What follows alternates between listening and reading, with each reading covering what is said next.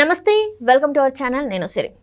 గోదావరి జిల్లాలలో జనసేన టీడీపీ తొలి విజయం అందుకుంది అని చెప్పేసి అయితే వార్తలు వస్తున్నాయి. అది ఏంటి, అసలు ఆ కథ ఏంటి అనేది మనకి వివరించడానికి ప్రముఖ సీనియర్ పొలిటికల్ అనలిస్ట్ అంకమరావు గారు మనతో పాటు ఉన్నారు. నమస్కారం సార్. నమస్తే అండి. సార్, ఇప్పుడు చూస్తున్నట్టయితే గోదావరి జిల్లాలలో టీడీపీ జనసేన మన తొలి విజయం సాధించింది అని చెప్పేసి అయితే మనకు వార్తలు వస్తున్నాయి. అది ఏ రకంగా సార్? అసలు అంటే ఇక్కడ ఏంటంటే కలయికే తొలి విజయం. కలయికని విడగొట్టాలని విశ్వ ప్రయత్నం చేసిన వ్యక్తులు ఉన్నారు. పవన్ కళ్యాణ్ గారికి మేలు చేస్తున్నాం అని చెప్తూనే ఆయన్ని ఇరకాటంలో పెట్టే విధంగా లేఖలు సంధిస్తూ ఇబ్బందులు పెట్టారు. అలాంటి వాళ్ళని పార్టీలో చేర్చుకోకుండా వాళ్ళ యొక్క అంటే ఇక్కడ సమాచారాన్ని వైఎస్ఆర్సీపీ పార్టీకి అందజేయటం మాత్రమే వాళ్ళు ఉన్నారు తప్ప జగన్మోహన్ రెడ్డి గారి మనుషులేదే వాళ్ళు. కావాలని ఆ రోజు గతంలో చిరంజీవి గారి వెంట కూడా ఉండి చిరంజీవి గారి గెలుపుకు చూస్తానని చెప్పని ఆయన్ని గెలిపిస్తానని చెప్పని మాట ఇచ్చి, అలాగే 2019లో పవన్ కళ్యాణ్ గారిని కూడా గెలిపిస్తాను భీమవరంలో అని చెప్పని బాధ్యత తీసుకున్న వ్యక్తి 2 చోట్ల గెలిపించకుండా ఈరోజు ఈ పార్టీ ఈయన పునర్నిర్మాణంలో భాగంగా ఈయన ముందుకెళ్లే విధంలో ఆటంకాలు కలగజేస్తూ అడుగడుగున లేఖలు సంధిస్తూ శ్రేణుల్లోనే అయోమయాన్ని గురి చేస్తూ పవన్ కళ్యాణ్ గారు సరైన మార్గంలో వెళ్ళట్లేదు అని చెప్పినది తప్పుడు సంకేతాలు వెళ్ళే విధంగా లేఖలు సంధిస్తూ అవి వైఎస్ఆర్సీపీ పార్టీకి అనుకూలమైన విధంగా ఉండే విధంగా ఆయన తీసుకుంటున్నాడని చెప్పని ఈరోజు అందరూ భావిస్తున్నారు. కాబట్టి ఈయన గుర్తెరిగి వాళ్ళిద్దరినీ దూరంగా పెట్టాడు అనేది చాలా స్పష్టంగా ఈరోజు శ్రేణులుగా సంతోషపడతా ఉన్నాయి. ఎందుకంటే మేలు కోరే వాళ్ళ పరిస్థితి వేరేగా ఉంటుంది. బహిరంగంగా పవన్ కళ్యాణ్ లాంటి నాయకుడికి బహిరంగ లేఖలు సంధించి ఏం సాధించాలనుకుంటున్నారో ఆ పెద్దలే చెప్పాలి. దానివల్ల ఏం సాధించారు, ఏం సాధించాలనుకున్నారు, ఈరోజు వాళ్ళు ఎక్కడికి వెళ్ళారు అంటే గతంలో చూసుకున్నట్టయితే జనసేన పార్టీలోకే వస్తున్నామేమో అని చెప్పేసి పవన్ కళ్యాణ్ గారికి సపోర్ట్ చేస్తామని చెప్పేసి వాళ్ళు చూశారు కదా సార్. మళ్ళీ ఇప్పుడు చూస్తే మళ్ళీ వైసీపీ పార్టీలోకి రావడం ఇదంతా అసలు అంటే కోవట్టి రాజకీయాలు అనుకోవాలి. అవును, వాళ్ళ అంతరంగాన్ని గుర్తించి వాళ్ళు ఎలాంటి మనుషులు గుర్తించారు కాబట్టి పవన్ కళ్యాణ్ గారు వాళ్ళని దూరంగా పెట్టారు. అందుట్లో ఎలాంటి సందేహం కూడా లేదు. అయినా సరే పెద్దరికం అనే దాన్ని భుజానేసుకొని తనకు పెద్దగా చిత్రీకరించుకొని వాళ్ళు సంధించినటువంటి లేఖాస్త్రాలు వీళ్ళని ఎంత ఇబ్బంది పెట్టాయో వీళ్ళు మౌనంగా భరాయించడం కూడా నిజంగా పవన్ కళ్యాణ్ గారిది ఓర్పుకి సహనానికి మెచ్చుకోవాలి మనం. అలాంటి పరిస్థితుల్లో ఈరోజు అంతగా పవన్ కళ్యాణ్ గారి మేలు కోరేవాళ్ళు, పవన్ కళ్యాణ్ గారి భవిష్యత్తు రాజకీయ భవిష్యత్తుని ఉజ్వలంగా ఉండాలి అని చెప్పని భావించేవాళ్ళు ఈరోజు ఏ పార్టీకి వెళ్తున్నారు వాళ్ళు ఇది ఆలోచించుకుంటే వాళ్ళ అంతరంగం అర్థమైపోతా ఉంది కదా. అంటే రాజకీయ భవిష్యత్తు అనుకోవాలా లేకపోతే స్వలాభం అనుకోవాలా, ఎలా చూడాలి సార్? పవన్ కళ్యాణ్ గారి యొక్క పతనమే కాంక్షించారే తప్ప పవన్ కళ్యాణ్ గారు బాగుండాలని కానీ జనసేన పార్టీ వేళ్ళు ఉండుకొని బలంగా ఎదగాలని కానీ వాళ్ళు కోరుకోలేదని దీన్ని బట్టి స్పష్టంగా అర్థమైపోతా ఉంది. అంటే ఇప్పుడు కాపు ఉద్యమకారులు ఇద్దరు చూస్తున్నట్టయితే ఇప్పుడు ముద్రగడ పద్మనాభం గారు కావచ్చు, హరిరామయ్య జోగి, సో వీళ్ళిద్దరు కూడా ఏంటంటే అనేక సార్లు లేఖలు రాశారు. కాపు రిజర్వేషన్ కోసం కొట్లాడిన మనుషులు వీళ్ళు. సో ఇప్పుడు సడన్గా చూస్తే మరి వైసీపీ పంచన చేయడం దీన్ని ఎలా చూసుకోవాలి? 5% ఇచ్చిన చంద్రబాబు నాయుడు గారి మీద వ్యతిరేకంగా పోరాడిన వీళ్ళు ఆ 5% కూడా నేను ఇవ్వలేను అని చెప్పిన జగన్మోహన్ రెడ్డి గారి మీద ఇప్పటి వరకు ఎందుకు పోరాటం చేయటం లేదు? ప్రత్యక్ష పోరాటాలు ఎప్పుడు చేశారు? కాపు కార్పొరేషన్ ఎత్తేసినప్పుడు ఎందుకు మాట్లాడలేదు? కాపు కార్పొరేషన్తో సంబంధం లేకుండా కాపు కార్పొరేషన్ ఏర్పాటు చేసి నిధుల ద్వారా ఎంతో మందికి ఉపాధికి అవకాశం కలగజేసిన తెలుగుదేశం పార్టీ వాళ్ళు చేస్తే దాన్ని ఈరోజు అమలు చేయనటువంటి ఈ జగన్మోహన్ రెడ్డి గారి గురించి ఎందుకు ప్రశ్నించట్లేదు? నువ్వు చేసింది తప్పు, మాకెందుకు అన్యాయం చేస్తున్నావు అని ఉద్యమాలు ఎందుకు చేయటం లేదు? నిరాహార దీక్షలు ఎందుకు చేయటం లేదు? తునిలో ఆ రోజు చేశారు కదా. విస్పష్టాన్ని విధ్వంసకరమైన కార్యక్రమాలు కూడా చేశారు కదా. మీరు ఈరోజు విధ్వంస కార్యక్రమాలు చేయాల్సిన పని లేదు. మీరు పోరాటం ఎందుకు చేయట్లేదు? ఏ విధంగా జగన్మోహన్ రెడ్డి గారిని చూసి భయపడ్డారా, లేకపోతే తెలుగుదేశం పార్టీకి మేలు జరుగుతుందని చెప్పని జగన్మోహన్ రెడ్డి గారు మీ మనిషి కాబట్టి వారు చెప్పినట్టే గతంలో మీరు ఉద్యమాలు చేశారని ఈరోజు ప్రజలు భావిస్తూ ఉన్నారు. అది నిజం అనుకోవాలా, ఇది నిజం అనుకోవాలా? ఎందుకు ఆయన మీద మీరు పోరాటం చేయటం లేదు? అది కదా ఈరోజు ప్రజలందరూ కూడా ఆలోచించుకుంటుంది. ఇప్పుడు నిజంగా అంత గొప్ప ఉద్యమ నాయకులు అయితే మీ వెంట ప్రజలు ఉండాలి కదా, మీ సామాజిక వర్గం అంతా ఉండాలి కదా.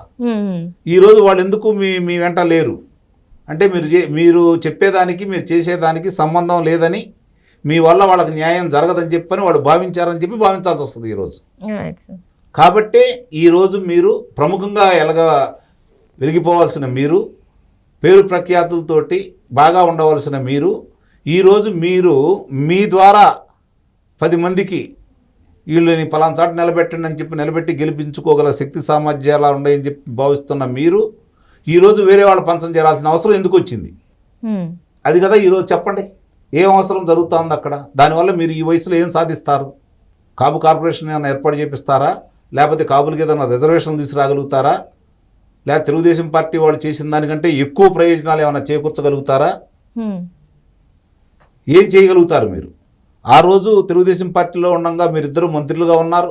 ముద్రగడ పద్మనాభం గారు లోక్సభ సభ్యుడు అయ్యారు, హర్రామ జోగయ్య గారు మంత్రిగా కూడా పనిచేశారు.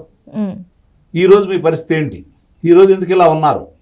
మిగిలిన వాళ్ళ పరిస్థితి ఏంటి? ఎంతమంది ఈరోజు కాపు నాయకులు ఈరోజు ఎంతమంది మంత్రులుగా వాళ్ళు వివిధ సందర్భాలుగా వాళ్ళ యొక్క శక్తి సామర్థ్యాలు నిరూపించుకున్నారు? మీరు చూసుకోండి, మొట్టమొదటి వరుసనే చూసుకుంటా ఉంటే. మరి ఈరోజు ఏరి మీ కాపు నాయకులు ఎవరు? ఆ పార్టీలో ఉన్న పెద్దలు ఎవరు? కాపుల కోసం పనిచేస్తుంది ఎవరు? కాపులు శ్రేయస్సును కాంక్షిస్తుంది ఎవరు? గతంలో తెలుగుదేశం పార్టీలో కాపులకు ఉన్న గౌరవం ఏంటి? ఈరోజు మీ పార్టీలో ఉన్న గౌరవం ఏంటి? కాపు నాయకులు తిట్టించడానికి ఉపయోగిస్తున్నారే తప్ప కాపులకు ప్రయోజనాలు ఏం చేకూర్చారు? ఆ ప్రాంతాల అభివృద్ధి గురించి ఏం పాటుపడ్డారు? చెప్పండి. మరి ఇప్పుడు 2 జిల్లాల్లో కలిపి 6 నియోజకవర్గాలే కదా తెలుగుదేశం పార్టీ గెలిచింది. 34 నియోజకవర్గాల్లో 28 నియోజకవర్గాలు గెలిచిన ప్రాంతం కదా మీది. ఎంతమంది దీని మీద పోరాటం చేస్తున్నారు కాపు నాయకులు? ఎంతమంది మాట్లాడుతున్నారు కాపు శాసనసభ్యులు? ఎంతమంది మాట్లాడుతున్నారు కాపు మంత్రులు? ఏం జరుగుతుంది? ఈరోజు కూడా జగన్మోహన్ రెడ్డి గారిని అంటేనో, జగన్మోహన్ రెడ్డి గారి పార్టీని అంటేనో పొడుచుకొని వచ్చే వీళ్ళకి కాపుల సమస్యలు గుర్తు రావట్లేదా?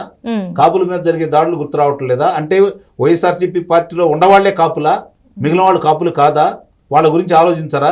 వాళ్ళ గురించి మీరు పోరాటం చేయరా? ఇవన్నీ అర్థం చేసుకున్నాడు కాబట్టి పవన్ కళ్యాణ్ గారు వాళ్ళని దూరంగా పెట్టారని అయితే నేను భావిస్తున్నాను.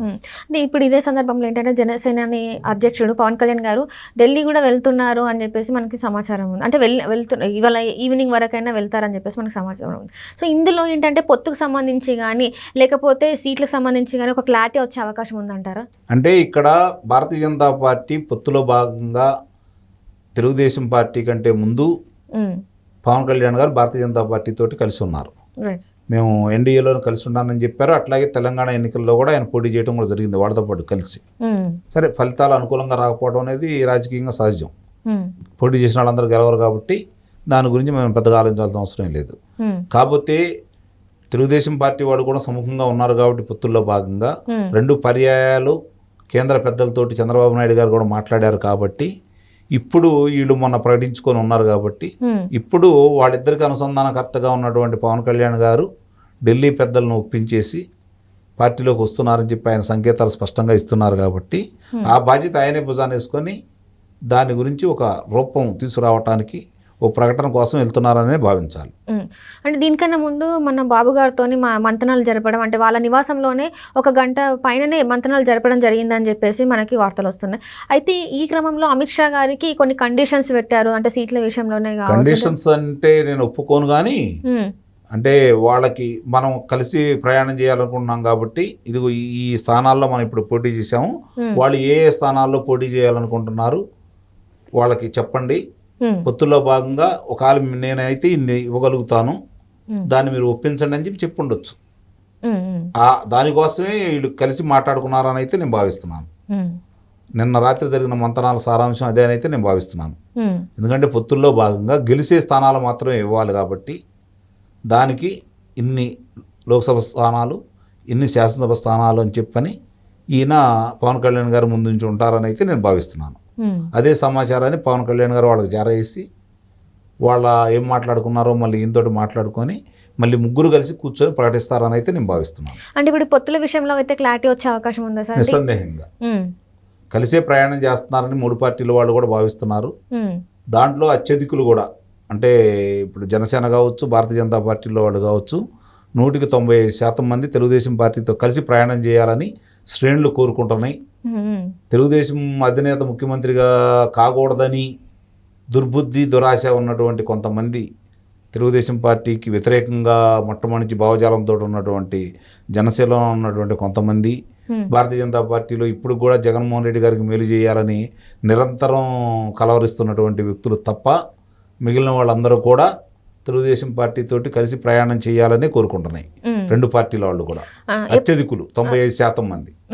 కాబట్టి ఈ పొత్తు ఉంటుందని అయితే నేను భావిస్తున్నాను. అంటే ఎప్పటి వరకు కన్ఫర్మ్ చేసే అవకాశాలు ఉన్నాయి సార్ మరి పొత్తు గురించి? ఎందుకంటే ప్రజలందరూ ఇప్పటి వరకు ఏంటంటే ఒక డైలమాలో ఉన్నారు.